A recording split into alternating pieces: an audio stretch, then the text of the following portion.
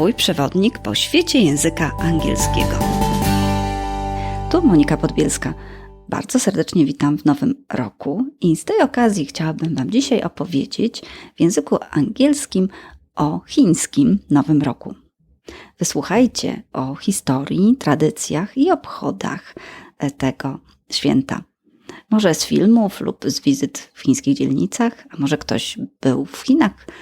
Znacie pewne symbole i kolorystykę związane z tymi obchodami, ale dzisiaj wysłuchajcie, skąd one się wywodzą. Opowiem Wam również o chińskim horoskopie. Jest on nieco inny niż znany nam horoskop astrologiczny, ale istnieje już od tysięcy lat i Chińczycy bardzo są do niego przywiązani. Sprawdźcie więc, czy tkwi w tym według Was ziarno prawdy. Kartą pracy do dzisiejszego odcinka będzie bowiem właśnie horoskop chiński. Sprawdźcie, jakim jesteście znakiem i jakie cechy przypisywane są Waszemu znakowi. A wszystko to oczywiście w języku angielskim. Muszę przyznać, że kiedy w moim otoczeniu sprawdzaliśmy ten horoskop, okazało się, że rzeczywiście bardzo niewiele odbiega on od rzeczywistości. A więc musieli Chińczycy naprawdę wypracować sobie świetną metodę, żeby tak pogrupować ludzi. Przy okazji stanowiło to dla nas doskonałą zabawę. Mam nadzieję, że będzie tak też w Waszym przypadku. Ze strony www.monikapodbielska.com pobierzcie kartę pracy i tekst dzisiejszego odcinka. Jeżeli ktoś zaś chciałby wesprzeć moją pracę, na mojej stronie lub w notatce do dzisiejszego odcinka znajdziecie link, pod którym możecie kupić lub, jak to się mówi, postawić mi przysłowiową kawę. Ten podcast w sumie to taka moja rozmowa z Wami, jak przy kawie, tylko w nieco innym wydaniu. Zapraszam Was na dzisiejsze spotkanie. New Year and the Chinese style. The Chinese calendar, which is both solar and lunar, is one of the oldest in the world. It was started in the Chinese year 2254, when the Emperor Yao divided the year up into 360 days, thus fixing the seasons so that his farmers knew when to plant their crops. Since then, the calendar has grown into a huge book published every year, full of information about lunar cycles, astronomical observations, and personal fortunes and horoscopes. Each Chinese month starts on the day of the new moon, so that the full moon comes on the 15th day of the lunar month.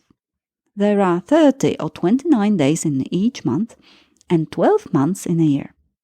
The new year always starts between January the 21st and February the 20th. In 1912, China adopted the Gregorian calendar. This brought China into line with the rest of the world. Like many other countries, China celebrated January the 1st as a holiday, marking the beginning of the official year. However, many Chinese still celebrate the Chinese New Year, which is called the Spring Festival. Celebrations of the Spring Festival are finished with the Lantern Festival held on the 15th day of the new lunar year. In 2021, the first day of the Lunar New Year will be on Friday, the 12th of February, which will be the Year of the Ox. What does it mean?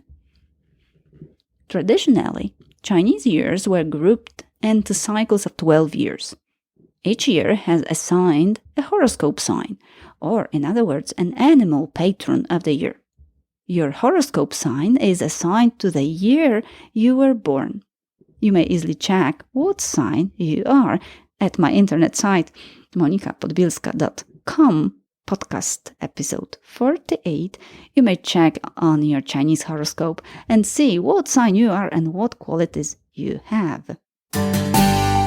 According to the legend, Buddha decided to change the calendar and called all the animals together. Only 12 came. Buddha named the years after them in the order in which they arrived, and so the cycle runs as follows: rat, ox, tiger, rabbit, dragon, snake, horse, goat, monkey, rooster, dog, and pig. People born in a given year are thought to have characteristics related to what the Chinese think of that animal. To be born in the year of the goat is considered to be unlucky. There are also certain marriages, such as a rat and a horse, which are considered disastrous and so are never permitted. During the Chinese New Year, many people go to the temples to burn incense and sticks and to make offerings to their gods. Inside the house, bright red banners are stuck on the walls saying, "May the family live in peace," or "May the rice sack be filled to the top with pearls of rice." On the last day of the old year, there is a big family dinner. All members of the family try to be present at this meal, even if they have to travel many miles to reach the home of the parents. It is said that the period of the Chinese New Year is the moment of the biggest human migration, as millions of people travel to get united with the families at this time. The Chinese celebrations last for 15 days, or from the new moon to the full moon. On the first day, people visit the families.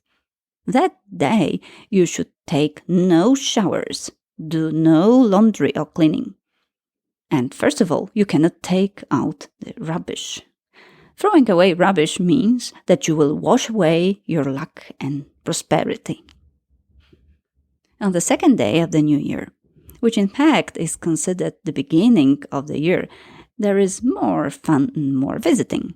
Some shops open on this day, the second day, or on the fourth day, but they will not open on the third day because this is an unlucky day and most people remain at home. The gods return from heaven on the fourth day, and the people have a feast to welcome them in their houses. There is a Chinese tradition that a human came to this world on the seventh day. So, this day is a birthday for everybody. There is a special feast of raw fish with vinegar and spices. There is also a feast to the god of earth on the 10th day, and another one to the god of war on the 13th day. At last, after many prayers, feasts, and other celebrations, the 15th day comes. This is a special day for young men and girls. Firecrackers are lit to frighten away evil spirits. A legend says that half-dragon, half-lion monster called Nian comes out of the hiding and attacks people, especially children, during the Lunar New Year. But he had a weakness. These are his sensitive ears. In the old days, people would light bamboo stalks on fire to frighten the monster. Nowadays, you can watch spectacular fireworks. Also, wearing the red color is a must. Red is associated with luck and prosperity, but it's used mainly for protective purposes. Monster Nian is frightened by red, which explains the abundance of red everywhere, from clothing to decorations. China and Hong Kong have a film genre devoted to the Lunar New Year. The films are usually illogical, uplifting comedies with a focus on families and happy endings to make viewers feel warm and fuzzy, something similar to our Christmas movies. Of course, not all Chinese people believe all these things. The old traditions are celebrated more outside China in Chinese communities. But still, many Chinese think that the Lunar New Year is the most important holiday in the year.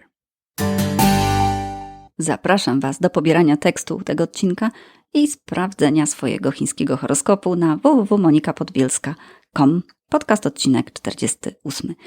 Jeżeli ktoś zaś chciałby wesprzeć moją działalność, to przypominam, że u mnie na stronie i w notatce można znaleźć link, aby po prostu kupić mi kawę, co z pewnością doda mi energii do działania. Pozdrawiam wszystkich bardzo serdecznie i zapraszam na następne spotkanie. Monika Podbielska.